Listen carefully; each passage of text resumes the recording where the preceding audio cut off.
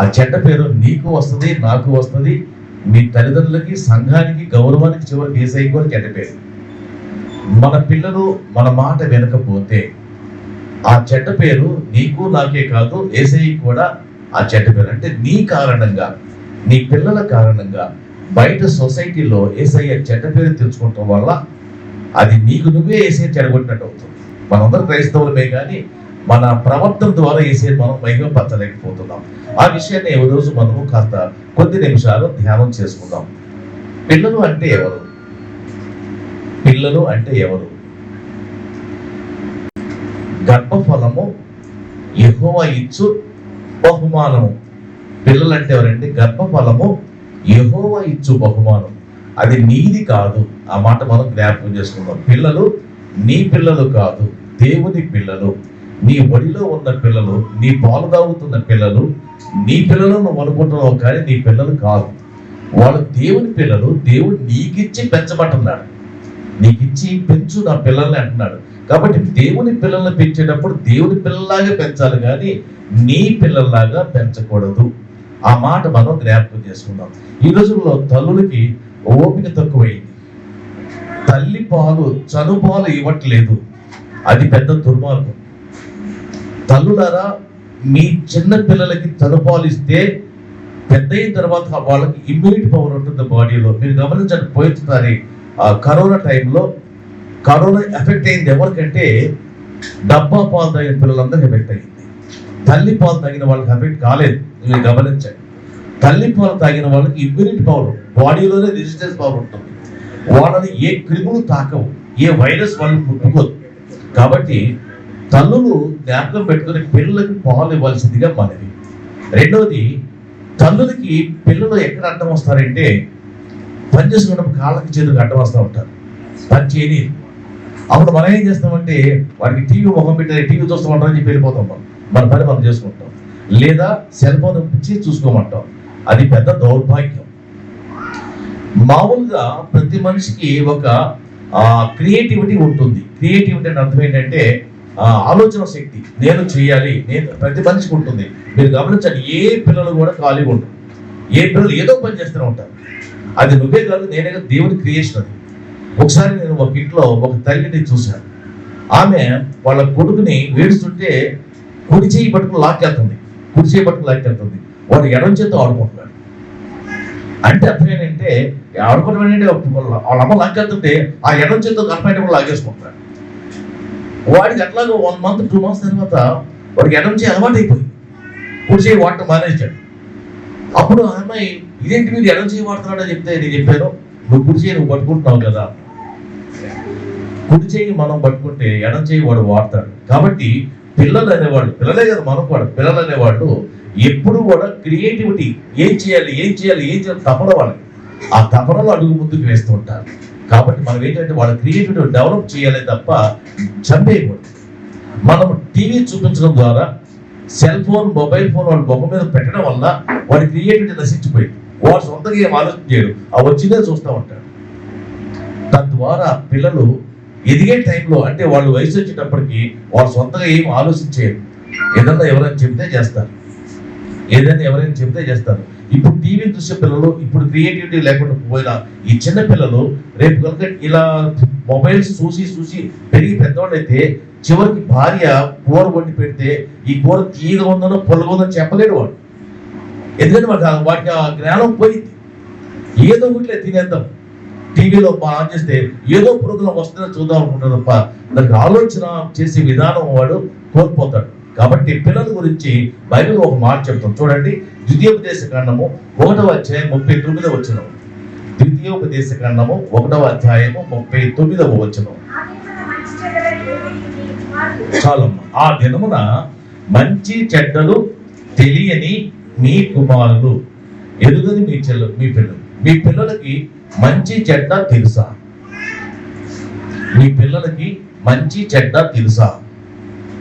అంటే ఏది మంచి, ఏది చెడు, ఏది చేయాలి, ఏది చేయకూడదు మీరు చెబుతూ ఉన్నారా పిల్లలకి? మా కాలంలో పిల్లవాడికి నోట్లో అన్నం పెట్టాలంటే తల్లికి గగనం. వాడిని చంకనేసుకుని ఒక చేత్తో ప్లేట్ పట్టుకుని ఇంకో చేత్తో కుడి చేత్తో అన్నం పట్టుకుని వాడిని చంకనేసుకుని వాడు బజార్లో బయటికి తీసుకెళ్లి చంద్రబాబు చూపించి చంద్రుడు చూపించి వాడు చూపించి వీడు చూపించి ఒక గంట సేపు పాటలు పాడి పాడి పాడి చివరికి ఇంత ముద్దు పెట్టేది వాడి అమ్మ. అంటే ఒక గంట కష్టపడితే ఇంత ముద్ద వాడు తినేవాడు. పిల్లలు ఎక్కువగా యాక్టివ్ ఉంటారు కాబట్టి వాళ్ళు అన్నం మీద కాన్సన్ట్రేట్ చేయరు. అప్పుడు తల్లి అన్నం మీద కాన్సన్ట్రేట్ చేసి వాడికి అన్నం పెట్టాలి. మన ఈ రోజుల్లో తల్లికి అంత ఓపిక లేదు.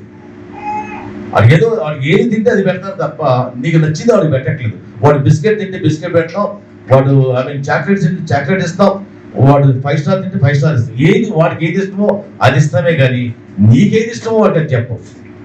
తల్లులారా, ప్రపంచానికి పిల్లలు కావాలి కానీ చెడ్డ పిల్లలు కాదు, మంచి పిల్లలు కావాలి. ఈరోజు పిల్లలు సరిగ్గా తిని ఎరగకపోతే, వాళ్ళ బాడీలో పవర్ లేకపోతే రేపు కొంతకాలం తర్వాత వాళ్ళు ఏమైపోతారు తెలుసా? దౌర్భాగ్యులు అయిపోతారు, ప్రపంచానికి చీడ పురుగులు అయిపోతారు. మీరు గమనించండి, ఈ రోజుల్లో రౌడీలుగా ఉన్నవాళ్ళు, నక్సలైట్లుగా ఉన్నవాళ్ళు, ఉగ్రవాదులుగా ఉన్న వాళ్ళు అందరూ ఒకప్పుడు ఇంట్లో పాలన లేని వాళ్ళే, తల్లి పోషణ లేని వాళ్ళే, ఇంట్లో ఏకాగ్రత లేకుండా భార్యాభర్తలు కొట్టుకుని విడిపోయి తల్లో చోట పెరిగితే పిల్లలు ఏమైపోతారంటే వాళ్ళ హృదయాన్ని ఆలోచనలు విపరీతంగా మారిపోయి ప్రపంచానికి చీడ పురుగులుగా తయారవుతున్నారు. నీ బిడ్డలు దేశానికి మంచి పేరు తెచ్చే వాళ్ళగా ఉంటున్నారా లేదని మనం చెక్ చేసుకోవాల్సిన అవసరము ఈ సమయంలో మనకుందని జ్ఞాపకం చేసుకుందాం. ఒక మాట నేను మీకు తెలియజేస్తాను. సింహం పిల్ల గడ్డి మేస్తుందా? సింహం పిల్ల గడ్డి మేస్తుందా? ఈ మాట మీరు ఎవరు అడిగినా సరే నో అంటారు కదా. ఎవరిని అడిగినా కూడా నో అంటారు. సింహం పిల్ల గడ్డి మేయదు. కానీ మీ పిల్లలు గడ్డి మేస్తున్నారు. మీ పిల్లలు సింహం పిల్లలు, దేవుని పిల్లలు. వాళ్ళు ఈరోజు ఏం చేస్తున్నారు? గడ్డి వేస్తున్నారు, చెయ్యకూడని పనులు చేస్తున్నారు. సెల్ ఫోన్ తీసుకున్నాడు, వాడు ఏం చూస్తున్నాడో నీకు తెలియదు. దుప్పటి కప్పుకుని మొబైల్లో ఎవరొస్తారు కూడా ఏదేదో చూస్తూ ఉంటారు. తల్లులారా, మీరు గమనిస్తున్నారా వాళ్ళు ఏం చేస్తున్నారు? వాళ్ళు గడ్డి వేస్తున్నారు. సింహం పిల్లలు అయ్యుండి కూడా సింహం పిల్లలు గడ్డి మెయ్యకూడదు. గడ్డి మెయ్యే పరిస్థితి ఆ మాట చూడండి. ఎక్కడ ఏ కీర్తన గ్రంథము 34:10 కీర్తన గ్రంథము 34:10. సింహపు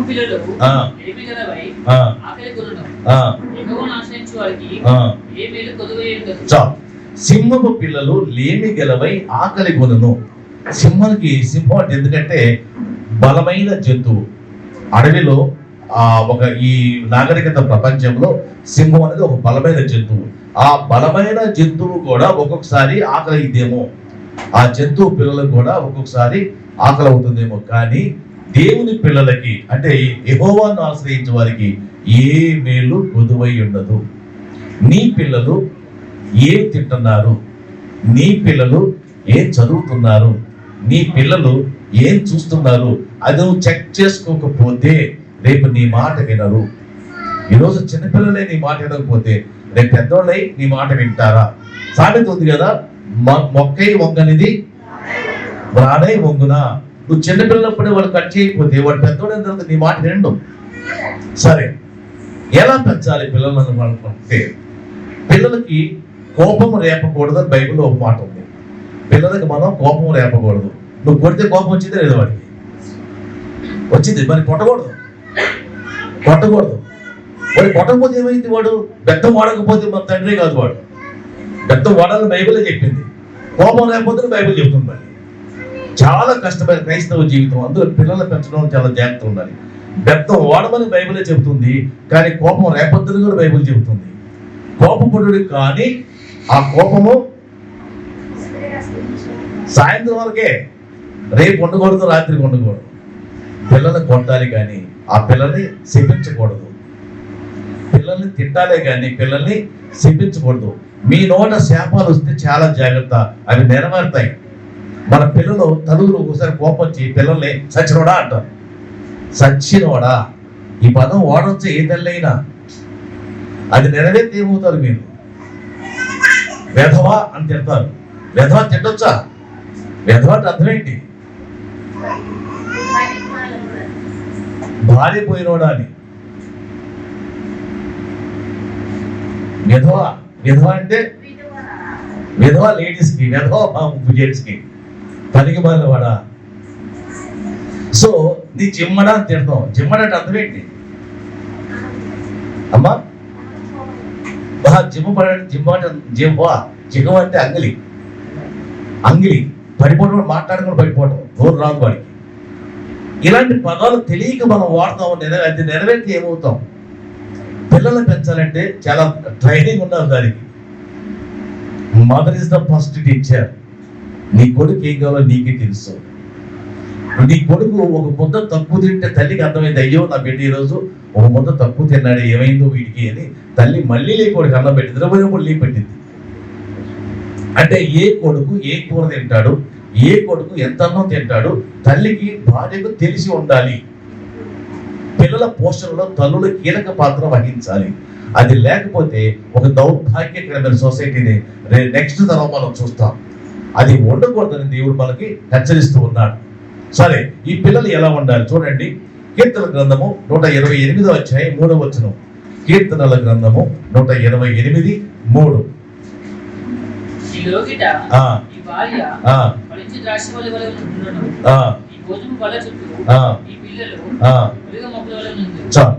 భోజనపు బల్ల చుట్టూ నీ పిల్లలు ఎలా ఉండాలి? భోజనం పళ్ళు అంటే అర్థం ఏంటి? Dining table. మీ ఇంట్లో డైనింగ్ టేబుల్ ఉన్నా లేకపోయినా భోజనం అయితే ఉంటుంది కదా. భోజనం చేసేటప్పుడు ఎవరెవరు కలిసి భోజనం చేస్తారు? ఎవరు భోజనం చేస్తారు? ముగ్గురుగా ఎవరికాళ్ళు భోజనం చేస్తారు. పిల్లలు వాళ్ళ గదిలో తింటున్నారు, పెద్దవాళ్ళు వీళ్ళ గదిలో వాళ్ళు తింటున్నారు. తినేటప్పుడు కూడా మొబైల్ చూసుకుంటున్నారు. మీకు ఆ సంగతి తెలుసా? పిల్లలు భోజనం చేసేటప్పుడు తల్లిదండ్రులతో కలిసి భోజనం చేయాలి. బైబిల్ చెబుతుంది, నీ పిల్లలు ఒలీవ మొక్కల వలె భోజనం బల్ల చుట్టూ ఉండాలి. ప్రతి తండ్రి ప్రతి తల్లి పిల్లలకు నేర్పాల్సిన పాఠము. వాడికి కొంతమంది పిల్లలకి కాకరాయ ఇష్టం ఉండదు. ఎందుకు ఇష్టం ఉండదు? మన తల్లి అంటది, మా అబ్బాయి కాకరాయ తిండమ్మా. నువ్వు పెట్టేది తిండు, నువ్వు పెట్టాలి, చిన్నప్పుడు పెట్టాలి. మా అబ్బాయి ఇంగ్లీష్ తెలుగు రాదమ్మా. దౌర్భాగ్యం కదా తెలుగు రాకపోవటం. అది గొప్ప అనుకుంటాం మనం. గొప్ప కాదు, తప్పు. తెలుగు నేర్చుకోవాలి, ఇంగ్లీష్ కూడా నేర్చుకోవాలి. అలాగే పిల్లలకి అన్నం పెట్టాలి, వాడు అన్ని కూరలు తినగలిగి ఉండాలి. కొన్ని కూరలు తినకపోవడం తప్పు. నువ్వు పెట్టట్లేదు అన్నమాట. నువ్వేమనుకుంటావు? వాడు తినట్లే అని నువ్వు పెట్టట్లే. ఎందుకు తినడు? వాడు పెట్టాలి కదా. కూరలు కొంతమంది ఆకుకూరలు టచ్ చేయరు. ఆకుకూరలు తినరు మాంసం తప్ప. ఆకుకూరలు తినని వాళ్ళకి పొద్దున్నే కళ్ళజోడు పెట్టుకోవాలి. కంటికి పవర్ దెబ్బతింటది. ఆకుకూర తింటే మంచిది, కళ్ళకి కళ్ళజోడు అవసరం ఉండదు. కానీ మనం వాడు తినట్లేదు, మనం పెట్టాం. వాడి ఇష్ట ప్రకారం నువ్వు చేస్తున్నావు, నీ ఇష్ట ప్రకారం వాడు చేస్తున్నాడా? ఏమోనయ్యా, నా పిల్లలు నా మాట వినరయ్యా. తప్పు కదా. నీ పిల్లలు నీ మాట ఎందుకు వినరు? పిల్లలు నీ మాట వినాలంటే నువ్వు పిల్లల మాట వినాలి ఫస్ట్. పిల్లలు నీ మాట వినాలంటే నువ్వు పిల్లల మాట వినాలి. కానీ నీకు అంత టైం లేదు. జాబు, ఉద్యోగం, చదువు. మా రోజుల్లో తండ్రి ఒకటే సంపాదించేవాడు, తల్లి ఇంట్లో పిల్లలు చూసుకునేది. మా రోజు మా పెద్దల కాలంలో డజన్ల మంది పిల్లలు కనేవాడు. వాళ్ళందరూ ఉద్యోగాలు చేసేవాళ్ళు, హ్యాపీగా జీవించారు. ఈ రోజుల్లో ఇద్దరు పోషించడం కష్టమైపోతుంది మనకి. ఎందుకంటే డబ్బు కావాలి, కాస్ట్ ఆఫ్ లివింగ్ పెరిగిపోయింది. డబ్బులు ఎక్కువ కావాలి, లక్షలు కావాలి. అందుకని ఇద్దరు ఉద్యోగాలు చేయాలి. ఇద్దరు ఉద్యోగాలు చేస్తే పిల్లలు ఏమైపోతారు? వండి ఫ్రిడ్జ్ లో పడేసి పోయాడు తినరా నువ్వు వెళ్ళిపోతాని చెప్పేసి కొడుక్కి ఫ్రిడ్జ్ లో అన్నం పెట్టి అలవాటు నువ్వు నేర్పుతున్నావు. ఫలితంగా ఏమవుతుందంటే వాడు నువ్వు లేకుండా, మీ నాన్న లేకుండా, మీ హస్బెండ్ లేకుండా వాడు అప్పుడే తింట మొదలు పెడుతున్నాడు. వాడికి సొసైటీ తెలియదు. దానికన్నా మీకు తెలుసు లేదు, గోరుముద్ద అనే పదం ఉంది. గోరుముద్ద, తల్లి గోరుముద్ద పెట్టాలి. దగ్గరుండి తిన్నైనా పెడితే ఆ తృప్తి వేరు, తల్లికి కానీ బిడ్డకు కానీ. వాడు వద్దంటాడు, వాడి బలవంతం ఇది బాగుంటుంది, ఇది తిరుచూడు అని చెప్పి వద్దన్నా కూడా మా మాట చెప్పి ఈ మాట చెప్పి ఆ పాట పాడి ఈ పాట పాడి నోట్లో పెట్టాలే కానీ వాడికి ఇష్టం లేదు సార్ అని నువ్వు మానేస్తే. సహోదరులారా, తల్లులు తమ ప్రేమను చంపుకుంటున్నారు. Full length love they are not able to extend to the children. పిల్లలకి ఆ ప్రేమ పంచలేకపోతున్నారు. ఎందుకంటే చాలా కష్టాలు ఇంట్లో ఉన్నాయి. డబ్బు లేక, భర్త లేక, భర్త అంటే టైంకి ఎవరు రాక తల్లి బాధపడుతున్న మాట నిజమే. భర్త ఏమో టైంకి ఇంటికి రాడు, వాడికి 100 పనులు ఉంటాయి. వాడు ఎలా పనులు చేసుకుని వస్తున్నాడు. కానీ బిడ్డలు ఇంటికి రాదు, వీళ్ళు కూడా 100 పనులే. తల్లి ఏం చేస్తుంది ఇంట్లో కూర్చొని? కనీసం నువ్వు ప్రార్థన చేయొచ్చు కదా వాళ్ళ కోసం. నువ్వు ఒకరోజు ఫాస్టింగ్ ఉండి ఉపవాసం అంటే నీ భర్త రాలేదు, నువ్వు తినకుండా పడుకో. వాడికి అర్థమైంది, అయ్యో నేను లేకపోతే నా పిల్లలు తింటని చెప్పేసి వాడు అయిపోతే ఎందుకు వస్తాడు. వాడి పనికి వెళ్తాడు, నువ్వు తినేసి పడుకుంటే ఎక్కడ లవ్ అండ్ ఎఫెక్షన్ ఎక్కడ ఉంటుంది? పిల్లలు ఎలా చూస్తారు? పిల్లల ముందు మనం బూతులు మాట్లాడతాము, వాళ్ళ బూతులు నేర్చుకుంటారు కదా. పిల్లల ముందు మనం సిగరెట్ తాగుతాము, వాళ్ళ సిగరెట్ నేర్చుకుంటారు కదా. పిల్లల ముందు మందు పడతాము, వాళ్ళ మందు పడతాం నేర్చుకుంటారు కదా. ఎక్కడ వాళ్ళు ఒలివ మొక్కల్లాగా నీ భోజనం బల్ల చుట్టూ ఉంటారు. సహోదరులారా, పిల్లలకు నువ్వే నేర్పాలి. Mother is the first teacher, mother is the best teacher, mother is the first doctor. కాబట్టి పిల్లలను పెంచే విధానంలో ఇంకొక మాట మనం చూద్దాం. యెషయా గ్రంథము 8:18 యెషయా గ్రంథము 8:18.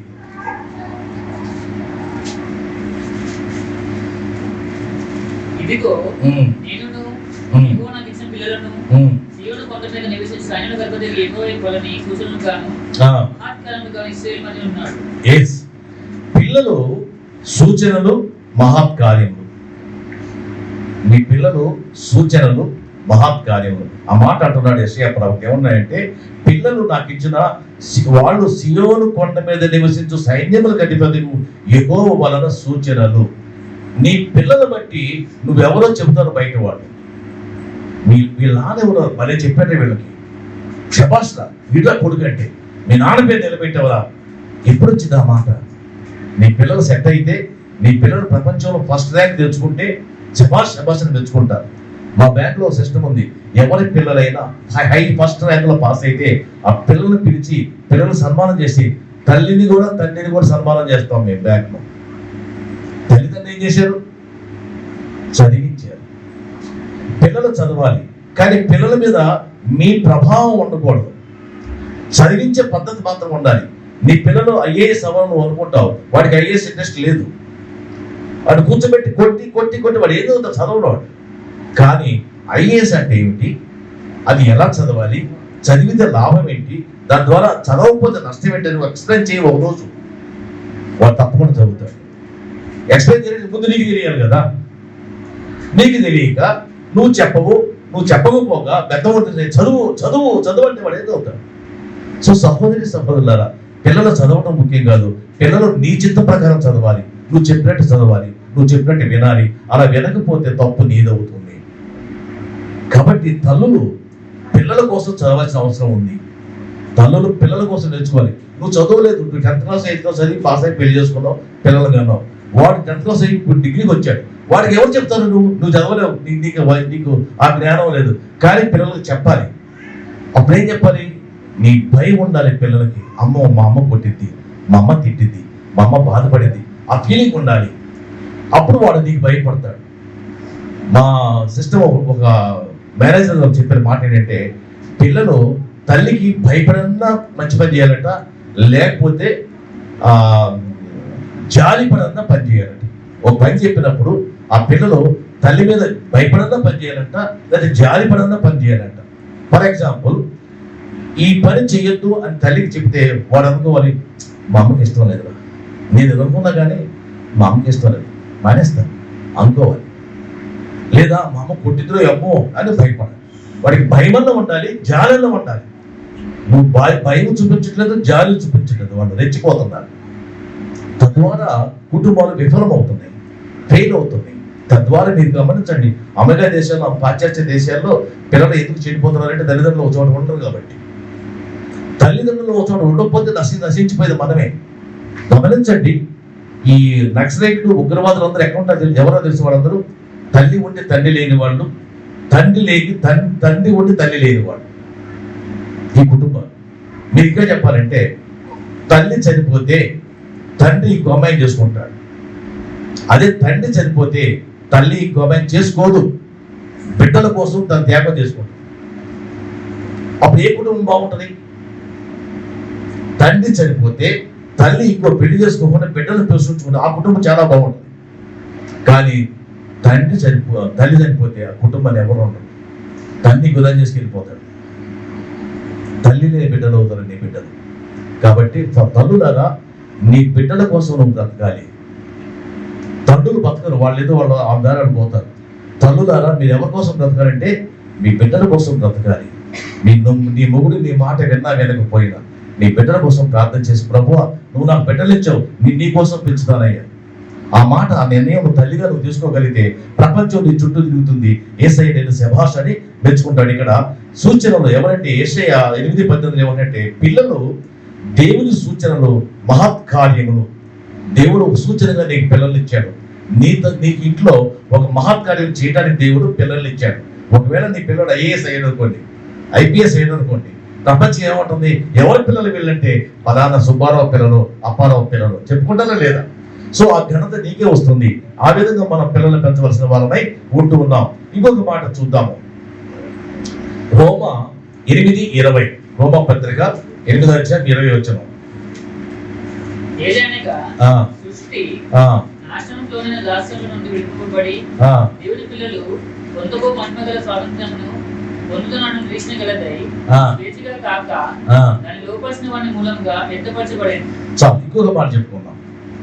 ఇప్పుడు ఈ రోజు మన మధ్యలో ఒక పిల్లడు ఉన్నాడు. ఆ పిల్లడి పేరు చడి.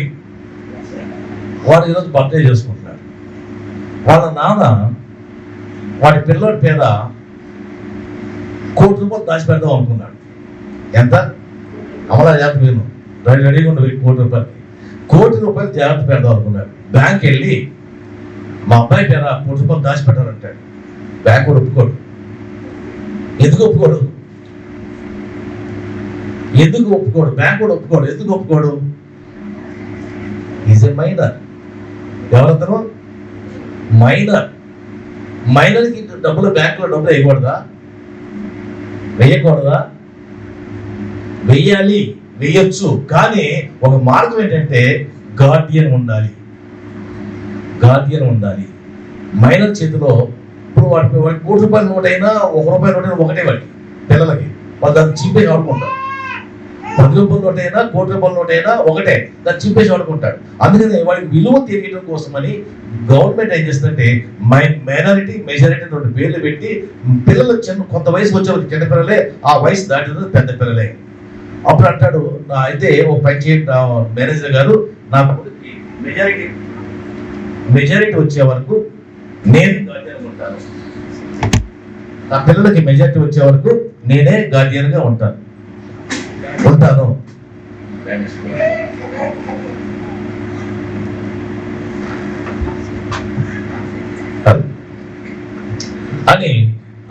అని గార్డియన్ గా తండ్రి ఉంటాడు.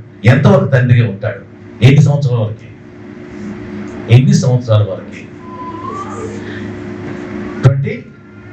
18 years, 21 years? 18 years. Okay, 18 years అంటే 18 సంవత్సరముల వరకు వాడి పేరు డబ్బున్నా కూడా వాడు దాన్ని వాడకూడదు. అవునా లేదా? 18 సంవత్సరాలు డబ్బు పేరు వాడితే ఉంటుంది. ఫిక్స్డ్ డిపాజిట్ ఇస్తే పేరు మాత్రం వాడితే, కానీ వాడు వాడుకోకూడదు. ఒక ఉదాహరణ చెప్పుకుందాం. రాజుగారు ఉన్నారు, కొడుకు పుట్టాడు. పుట్టగానే రాజు పేట ఎక్కిస్తాడా? ఎందుకు ఎక్కించడు? వాడు మేజర్ కాలేదు. ఎందుకు కాలేదు మేజర్ అంటే, మేజర్ అర్థం ఏంటంటే లోకం అర్థం కాలేదు, ప్రపంచం అర్థం కాలేదు. అంతవరకు రాజు ఏం చేస్తాడు? వాడిని గురుకులానికి పంపించి గురువు చేత సకల విద్యలు నేర్పించి సర్టెన్ ఏజ్ వచ్చిన తర్వాత పిలుచుకొచ్చి మా కుమారుడు అని చెప్పుకుంటాడు. అప్పుడు అభిషేకం చేస్తాడు, పట్టాభిషేకం చేస్తాడు. అలాగే మన పిల్లలు సర్టెన్ ఏజ్ వచ్చేవరకు అంటే 18, 20, 21 వచ్చేంత వరకు వాళ్ళు మేజర్లు కాదు, మైనర్లే. మైనర్లకి డబ్బు తీసి వాడే హక్కు ఉండదు. అప్పుడు ఏదైనా అవసరం అయితే తండ్రి బ్యాంక్ వెళ్ళి గార్డియన్కి సంతకం పెట్టి, ఈ డబ్బు నా కొడుకు అవసరమైంది కాబట్టి నేను నా కొడుకు కోసం తీసుకున్నాను చెప్పి రాసి సంతకం పెడితే బ్యాంక్ వాళ్ళు ఇస్తారు, లేకపోతే ఇవ్వరు. సో ఉన్నంత కాలము, కొడుకు ఉన్నంత కాలము, మెజారిటీ రానంత కాలము వాడు ఎవరి ఆధీనంలో ఉన్నారంటే గార్డియన్ ఆధీనములో ఉండాలి. ఆ మాట గలతీ పత్రికలో చూడండి. గలతీ పత్రిక 4:1-4 చదువుకుందాం.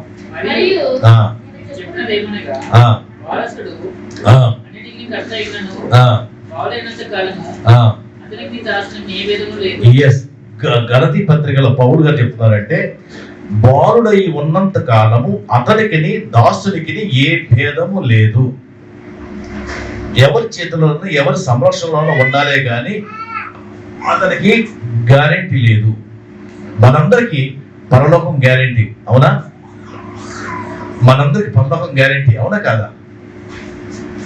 ఒకవేళ సడన్ గా యేసయ్య ఇప్పుడు నీ ముందు కనపడి నీకు ఏం కావాలి కోరుకోమంటే ఏం కోరుకుంటావు? నువ్వు ఏం కోరుకుంటావు? దేవుడే నీకు కనపడి శభాష్, నీ కోరికని మెచ్చుకున్నాను, నీ పాట బాగుంది, నీ మాట బాగుంది, నీ ప్రార్థన బాగుంది, నీకేమనుకోవాలి కోరుకుంటావు? నువ్వేమంటావు? దేవా బువ్వా అంటావా? ఏమంటావు?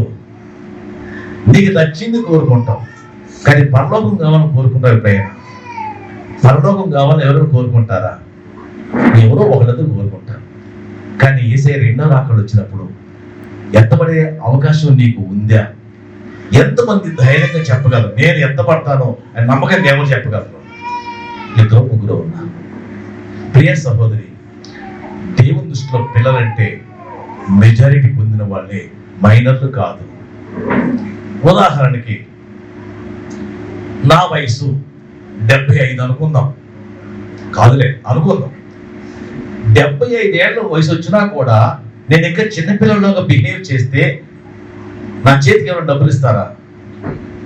నేను ఎక్స్ట్రా మాట్లాడటము, ఓవర్ యాక్షన్ చేయటము, కింద పడుకోవటము, లేవటము, నవ్వటము, చికాకు పరిచి పనులు చేస్తే ఏమంటారు? వీడికి పిచ్చెక్కిందిరా అంటారు.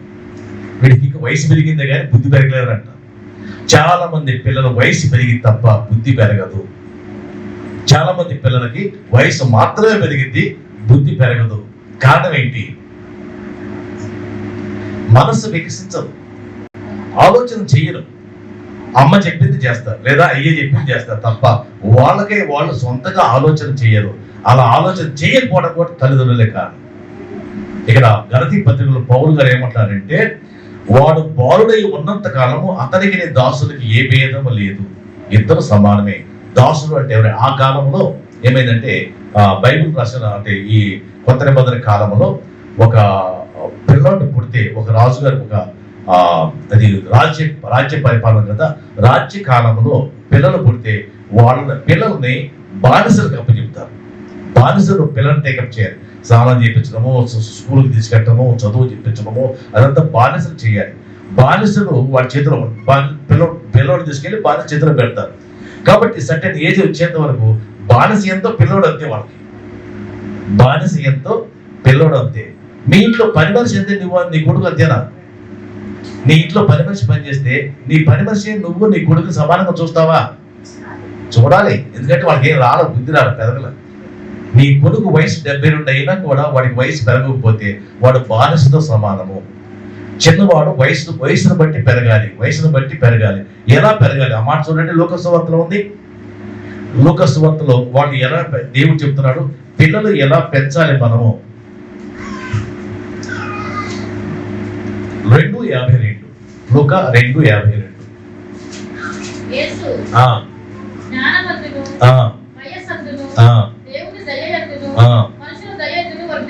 ఇది పెరగటం అంటే నీ పిల్లలు ఎలా పెంచాలంటే జ్ఞానమందును వయస్సునందును దేవుని దయ యందును మనుషుల దయ యందును పెంచాలి.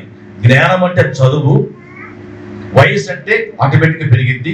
అంటే వయసు పెరిగేటప్పుడు జ్ఞానం కూడా పెరగాలి. అలాగే దేవుని ప్రేమ కూడా పెరగాలి. లోకం మీద కూడా లోకం మీద అంటే ప్రజలు కూడా పెంచుకోవాలి. 4 విధానం బిడ్డలు పెంచే విధానం, 4 స్టెప్స్. 1 వాడు వయసులో పెరగాలి, అట్ ద సేమ్ టైం జ్ఞానంలో పెరగాలి. 3 దేవుని దయ యందును పెరగాలి. 4 మానవుల దయ యందును కూడా పెరగాలి. మానవుల దయ ఎందుకు? దేవుని దయ ఉంటే చాలదా? పక్కింటి మెచ్చుకుంటే ఎంత, మెచ్చుకోకపోతే ఎంత? మనం పక్కింటితో సమానంగా ఉన్నాం. కొన్నిసార్లు మనకి మన సుప్రీంగా ఫీల్ అవుతాం. మేమేంటి వాడితో మాట్లాడితే ఏంటి అనుకుంటాం. ఎంత పొగరో మనకు మాటలు. నేనెక్కడ, నా డబ్బు ఎక్కడ, నా పిల్లలు వాళ్ళ ఇంటికి పంపిస్తున్నా, డై అన్నింటి పోవద్దురా. పిల్లలు చెప్తావు నువ్వు వాళ్ళ ఇంటికి పోవద్దని. ఈ తేడా ఎందుకు చూపిస్తున్నావు పిల్లలకు? నువ్వు పిల్లలకు తేడా చూపిస్తున్నావు. వాళ్ళు తాకకూడదు, వాళ్ళ ఇంటికి వెళ్ళకూడదు, నువ్వు ఎందుకు చెబుతావు పిల్లలకి? ఆ తేడా నువ్వు ఎందుకు క్రియేట్ చేస్తున్నావు? పిల్లలందరూ ఒకటే, వాళ్ళకి ఆ తేడా లేదు, నువ్వే చూపిస్తున్నావు తేడా. వాళ్ళ ఇంటికి వెళ్ళకూడదు, వీళ్ళింటికి వెళ్ళకూడదు, వాళ్ళతో మాట్లాడకూడదు, వీళ్ళతో మాట్లాడకూడదు, నువ్వు కూడా నీకు నువ్వే గొప్పదాన్ని అనుకుంటావు. దేవుని మానవుల దయ కూడా కావాలి. ఒకవేళ పొరపాటున ఆ తల్లులు, వేరే తల్లులు నీ పిల్లలను తిడితే మా 5 పిల్లలు మా ఇంటికి వచ్చి వచ్చారు, అందరికి ఏమైంది? ఆ తల్లి నీ పిల్లలు తిరిగితే నీకు ఎంత కష్టమో తెలుసా? కొన్ని సందర్భాల్లో నీ పిల్లలు ఆడుకుంటుంటారు, నీ పిల్లడు తప్పు చేస్తాడు, కానీ నీ కోపం రాదు. వాడు నువ్వే చెప్తావు, హే నా పిల్లలు కొట్టవా అంటావు, తప్పు నీ పిల్లడితే, అది నువ్వు చూసుకో. విషయం నువ్వు ఆలోచన చేయవు, తప్పు నీదైనప్పుడు నీ పిల్లలైనప్పుడు దిద్దుకో. ఎవరన్నా నీ కొడుకు అమ్మ నీ కొడుకు తప్పు చేస్తాడంటే మనం వినం, నా కొడుకు బెటర్, నా కొడుకే బెస్ట్, వాళ్ళందరూ వెదవలు అని నీ కొడుకుని వెనకేసుకొస్తావే తప్ప ఇతర పిల్లలు చేసే పనులు నువ్వు చూసుకోవు. వాళ్ళు కరెక్టో కాదో ఆలోచన చేయవు. తల్లి ప్రేమ ఉండొచ్చు కానీ ఇతరులు చెడ్డవాళ్ళకు చూడకూడదు. అదే స్థితిలో వాడు చూస్తే, ఆ తల్లి చూస్తే, ఆ తల్లి నిన్ను నీ బిడ్డను చెప్పిస్తే నోళ్ళు మంచివి కాదు, ఆడపిల్లల నోళ్ళు, తల్లులు అసలు మంచివి కావు. ఆడవాళ్ళు నోరు తెరిస్తే కంపు, నోరు తెరిచి తినడం మొదలు పెట్టే గడ్డమైన కూతురు మాట్లాడతారు, అవి నీ పిల్లలు తగులుతాయేమో. ఒక మాట ఉంది, విషపు చూపు అని బైబిల్లో ఒక పదం ఉంది, విషపు చూపు అని ఉంది మాట ఒక చోట ఉంది. ఆ పిల్లలు అంటే ఆ తల్లులు నీ పిల్లల పట్ల విషపు చూపు చూస్తే ఏమవుతుందో, ఆ తల్లులు నీ పిల్లల్ని విషపు చూపు చూస్తే ఏమవుతారు మీ పిల్లలు. కాబట్టి ఆ కన్సిడరేషన్ ఉండాలంటే, పిల్లల్ని విషపు చూపు చూడకుండా ఉండాలంటే పెద్దవాళ్ళతో నువ్వు సరిగా ఉండాలి, పక్కింటి వాళ్ళతో నువ్వు సరిగా ఉండాలి. అప్పుడు వాళ్ళు నీ పిల్లలతో సరిగా ఉంటారు. డీవియేషన్స్ మనం క్రియేట్ చేసుకోకూడదు. విషపు చూపు పక్కింటి వాళ్ళు నీ మీద చూడకూడదు. అసూయ నేత్రాలు ఉంటాయి, అసూయ నేత్రాలు. నీ కొడుకు నువ్వు బంగారు వాచి కొనిస్తావు, నా కొడుకు అని వాడు తీసుకెళ్ళి వాళ్ళ ఫ్రెండ్ చూపిస్తాడు, ఒరే మా అమ్మకు వందరా అంటాడు. వాళ్ళ అమ్మ చూసి ఏమంటది, వీడికి ఎంత బంగారం ఉందా అనుకుంటా ఉంటుందా? అప్పుడు తప్పేమంది అవుతుంది, వీళ్ళకి ఎంత బంగారం ఎక్కడిది, ఏం చేస్తున్నారు వీళ్ళు, వాళ్ళ అమ్మకి లేకపోతే ఆలోచన నువ్వే క్రియేట్ చేస్తున్నావు. తప్పు సహోదరి. ఎంతవరకు ఉండాలో అంతవరకు ఉందాం. సొసైటీలో మనం బ్రతికే విధానం నేర్చుకుందాం. అందుకే ప్రభు అంటున్నాడు ఇక్కడ, పిల్లల్ని పెంచే విధానంలో సాటి మనిషి నిన్ను ప్రేమించాలి, లోకము కూడా నిన్ను ప్రేమించేలాగా ఉండాలి. ఇంకొక మాట మనం చూద్దాం. రోమా పత్రిక 9వ అధ్యాయం 8వ వచనం. రోమా 9:8.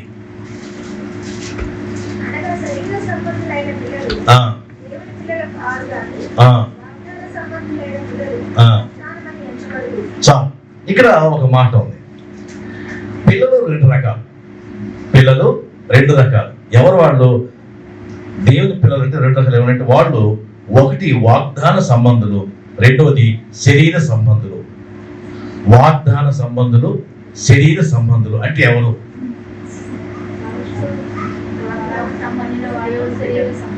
వాగ్దాన సంబంధులు దేవుని బిడ్డలు, శరీర సంబంధులు ఎలా చెప్తావు? వీళ్ళు లోక సంబంధులు, వీళ్ళు వాగ్దాన సంబంధులని.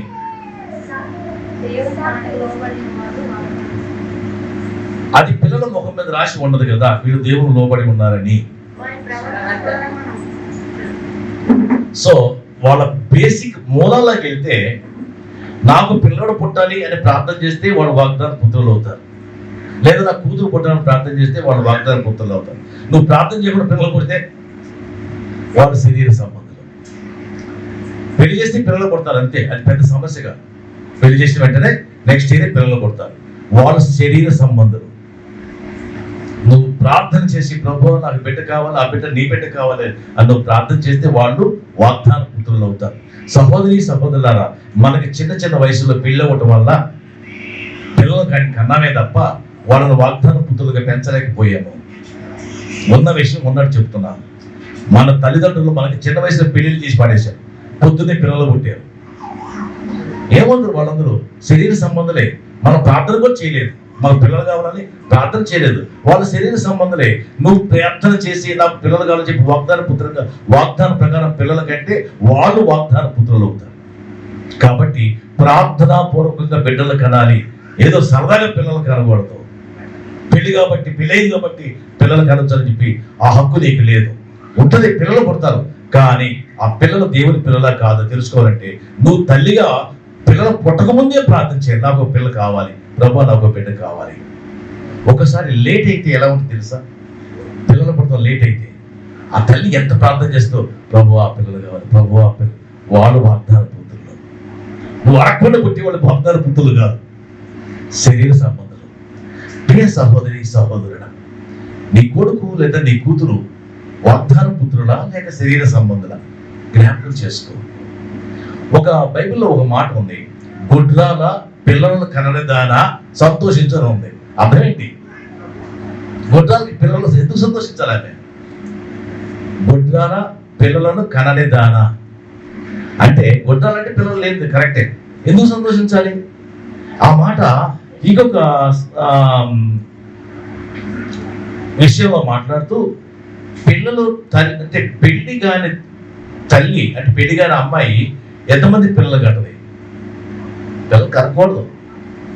అర్థం ఏంటంటే దేవుడు భర్తగా ఉండి పిల్లల కంటే వాడు నిజమైన పిల్లలు. దేవుడితో సంబంధం లేకుండా, ప్రార్థన లేకుండా నువ్వు 1000 మందిని కన్నా 1,000,000 మందిని కన్నా ఉపయోగము లేదు అని దేవుడు మనకి హెచ్చరిస్తూ ఉన్నాడు. జ్ఞాపకం చేసుకుందాం సహోదరి సహోదరులారా, సమయం మించిపోతుంది. మనం ఇంతటితో ముగించుకుందాం. పిల్లల విషయంలో మనం చాలా జాగ్రత్తగా ఆలోచన చేయాలి. ఇంకొక మాట మనం చూసుకుందాం. 2వ కొరింథీ పత్రిక 12వ అధ్యాయం 14వ వచనం. 2వ కొరింథీ 12:14. ఇదిగో ఆ మూడోసారి ఆ ఎందుకు వచ్చేటకు సిద్ధంగా ఉన్నాను. ఆ వచ్చినప్పుడు ఆ నీకు భారంగా ఉండను. ఆ నీ సొత్తులు కాదు, ఆ నేను కోరుచున్నాను. ఆ పిల్లలు ఆ తల్లిదండ్రుల కొరకు కాదు, ఆ తల్లిదండ్రులే పిల్లల కొరకు ఆస్తి కూర్చదగినది కదా. తల్లిదండ్రులే పిల్లల కొరకు ఆస్తి సమకూర్చాలి. ఇది చాలా కష్టమైన మాట. కష్టమే ఉందిలే, ప్రతి తల్లిదండ్రులు చేసే పని. మా నాన్న రిక్షా దొక్కాడు, నేను ఈరోజు చేత ఉద్యోగం చేసుకుంటున్నాను, రేపు నా కొడుకు రిక్షా దొక్కకూడదు, ఇంకా కాలు వెళ్ళాలి వాడు అని ప్రతి తల్లి ఆశపడుతుంది. అవునా కాదా? ఆశ నెరవేరాలంటే ఏం చేయాలంటే ఇలా ఉండాలి. ఇక్కడ ఏమంటారంటే పిల్లల కొరకు తల్లిదండ్రులు ఆస్తి సమకూర్చాలి, కానీ తల్లిదండ్రుల కొరకు పిల్లల ఆస్తి సమకూర్చకూడదు. కూర్చలేరు. కాబట్టి నువ్వు ఏమైనా ఆస్తి సమకూరిస్తే ఎవరికి ఇవ్వాలి? పిల్లలకి ఇవ్వాలి. నా పిల్లలకి ఇవ్వాలంటే ఏం చేసుకుంటుంది? సంపాదించి నువ్వు 10 రూపాయలు సంపాదించినా 10 కోట్లు సంపాదించినా ఎవరికి ఇవ్వాలి? పిల్లలకి ఇవ్వాలి. ఆ ఆస్తి రూపాయలు కాదు, ఆ ఆస్తి రూపాయలు కాదు, దైవ కృప. నీ పిల్లలకి యేసుక్రీస్తు నువ్వు పరిచయం చేయకపోతే ఎవడు పరిచయం చేస్తాడు వాళ్ళకి? నువ్వే రౌడీలకు తిరిగి, నువ్వే వెధవేషాలు వేసి, నువ్వే అడ్డమైన తిరుగుడు తిరిగి, సాయంత్రం వచ్చి మందు కొట్టి ఇంట్లో పిల్లల్ని తన్ని పడుకుంటే వాడు ఎలా తయారవుతాడు పిల్లడు? వాడికి నువ్వు సంపాదించే ఆస్తి ఏంటి? తిట్లు, బూతులు, మందు, ఇవి నువ్వు ఇచ్చే ఆస్తి. ఇదా నువ్వు ఇచ్చే ఆస్తి నీ పిల్లలకి? నీ ఆస్తి ఏమన్నారు తెలుసా? ఇక్కడ అంటున్నాడు, తండ్రుల కొరకు పిల్లలు కాదు, తండ్రులే పిల్లల కొరకు ఆస్తి సమకూర్చాలి. దైవ ప్రేమ, దైవ కృప పెద్ద ఆస్తి. యెహోవా ఆశీర్వాదము ఐశ్వర్యం ఇచ్చును. నీ పిల్లలకి ఐశ్వర్యం కావాలంటే ఏం కావాలి? యెహోవా ఆశీర్వాదం కావాలి. నీ పిల్లలకి ఐశ్వర్యం కావాలంటే యెహోవా ఆశీర్వాదం కావాలి. ఆ రీతిగా తల్లి బిడ్డలను పెంచాలి.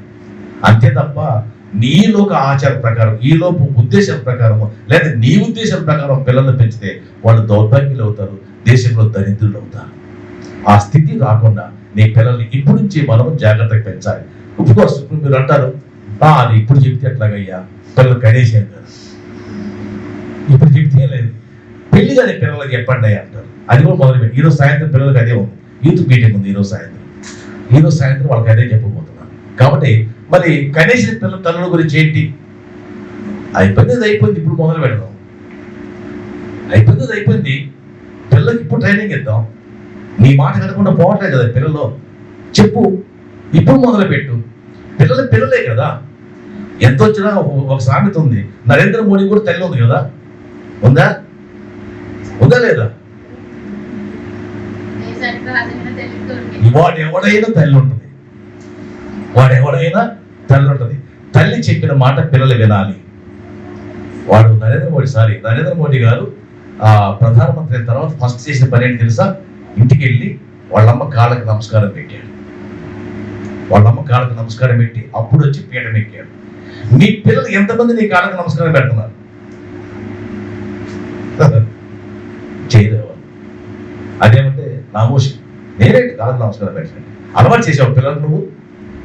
అంటే కాళ్ళకి నమ్మకమని కాదు, కనీసం మార్నింగ్ లేచి అమ్మ మమ్మీ బాగున్నావా, మమ్మీ భోజనం చేసామని అడిగే పిల్లలు ఉన్నారా? ఎవరి పట్టుకలు పని వెళ్ళిపోతుంటే ఈ ఇంట్లో ఉంటాయి, నలుగురు గురించి ఒక ఇంట్లో ఉంటామే కానీ ఎవరికి కూడా పట్టించుకో, ఎవరి పనులు చేసి వెళ్ళిపోతుంటారు. అది ఫ్యామిలీ కాదు, హౌస్, హోమ్ కాదు. అట్లా కాదు, నలుగురు కలిసి తినాలి, నలుగురు కలిసి ప్రార్థన చేయాలి. డైలీ ఫ్యామిలీ ప్రేయర్ చేయమని నేను ఎప్పుడు చెప్తున్నాను 4 years చెప్తున్నా, 4 సంవత్సరాలు చెప్తున్నాను ఫ్యామిలీ ప్రేయర్ పెట్టుకోమని. 4 కుటుంబాలు పెట్టుకోండి, 4 కుటుంబాలు కూడా పెట్టుకోవట్లేదు. ఫ్యామిలీ ప్రేయర్లో ఇవన్నీ కలిసి వస్తాయి. ఇవన్నీ చెప్పడానికి అవకాశం ఉండదు పిల్లలకి. ప్రియ సహోదరి సహోదరులారా, నువ్వు దేవుడిని పిల్లలకి ఇప్పుడు పరిచయం చేయలేకపోతే ఇక ఎప్పటికీ పరిచయం చేయలేవు. తద్వారా నీ పిల్లలు దౌర్భాగ్యులు అవుతారు. అందుకే ఇక్కడ అంటున్నాడు, నీ ఆస్తి, నువ్వు ఇచ్చే ఆస్తి ఏమైనా ఉందంటే అది దేవుని కృప మాత్రమే, దేవుని ప్రేమ మాత్రమే ఇవ్వాలి. ఆస్తులు, ఇల్లు, వాకిళ్ళు, నగలు, బట్టలు అందరూ ఇస్తారా లేదా? పిల్లల కంటం మొక్కినదు, కుక్క కూడా కంటుంది పిల్లల్ని, కట్టలేదా? నువ్వేం చేసావు నీ పిల్లలకి? ఏం సంపాదించేస్తున్నావు? ఆస్తులు వద్దు, వాళ్ళు తినేస్తారు. నువ్వు కోట్ల గురించి తెల్లారైపోతుంది, వద్దు. ఒకటి పిల్లలకి ఏమి ఇస్తావంటే దేవుని కృప. వాళ్ళకి పరిచయం చేయి, వాడు ఎదుగుతాడు. ఇక ఆ విధంగా ఏమవుతారు పిల్లలు దినదినమానం దేవుని సేవలో ఎదుగుతూ వాళ్ళు యెహోవా ఆశీర్వాదం వల్ల ఐశ్వర్యం పొందుకుంటారు. ఇట్టి మాటలు దేవుని మన సన్నిధిలో మరి విస్తరించి ఆశీర్వదించను గాక. ప్రార్థన చేసుకుందాం. శిరస్సు వంచండి కొద్ది నిమిషాలు శిరస్సు వచ్చి ప్రార్థన చేసుకుందాం. ప్రియ సహోదరి సహోదరుడా, ఒకసారి జ్ఞాపకం చేసుకో, పిల్లలు ఎలా ఉన్నారు? నీ పిల్లలు ఎలా ఉన్నారు? నీ మాటకు లోపడుతున్నారా లేదా? నీ మాటకు నీ పిల్లలు లోపడకపోతే అది ఒక క్లిష్టమైన పరిస్థితి, దౌర్భాగ్యమైన పరిస్థితి. నీ పిల్లలు దేవుని దయ యందును, మానవుల దయ యందును, వయస్సునందును, జ్ఞానమందును కలిసి పెరగాలి. వయసు పెరుగుతూనే జ్ఞానం కూడా పెరగాలి. ఆ తత్వం బిడ్డలకు బోధిస్తున్నావా తల్లి, తండ్రి? బిడ్డలు పుట్టడం గొప్ప కాదు, కనడం గొప్ప కాదు, కానీ కన్న పిల్లలను ఏ రీతిగా పెంచుతున్నావో దేవుడు ఈరోజు నీకు నాకు గుర్తు చేస్తూ ఉన్నాడు. శిరస్సు వంచి ఒక్కసారి ప్రార్థించి, నీ బిడ్డలు నువ్వు కోరుకుంటే పుట్టారా, లేక దేవుడు కోరుకుంటే పుట్టారా? వాళ్ళు ఎలా పుట్టినా సరే దేవుడి బిడ్డల వాళ్ళు. యెహోవా ఇచ్చు గర్భఫలము, యెహోవా ఇచ్చు బహుమానం. వాళ్ళ కోసం ప్రార్థించి, తల్లి నువ్వు లేకపోతే ప్రార్థన చేసేవాడు ఉండరమ్మా. తండ్రి ప్రార్థన చేయడమ్మా, నీ భర్త ప్రార్థన చేసేవాడు కాదు. నువ్వే ప్రార్థన చేయాలి. నీ బిడ్డల్ని నువ్వే గెలవాలంటే ప్రార్థన చేయమ్మా. తన్నినా, కొట్టినా, తిట్టినా కొడుకు కొడుకేనమ్మా, కూతురు కూతురేనమ్మా. వాళ్ళని మనం ఈరోజు సరిగ్గా పెంచకపోతే రేపు వాళ్ళు నిన్ను ఎలా చూస్తారు, ప్రపంచాన్ని ఎలా చూస్తారు?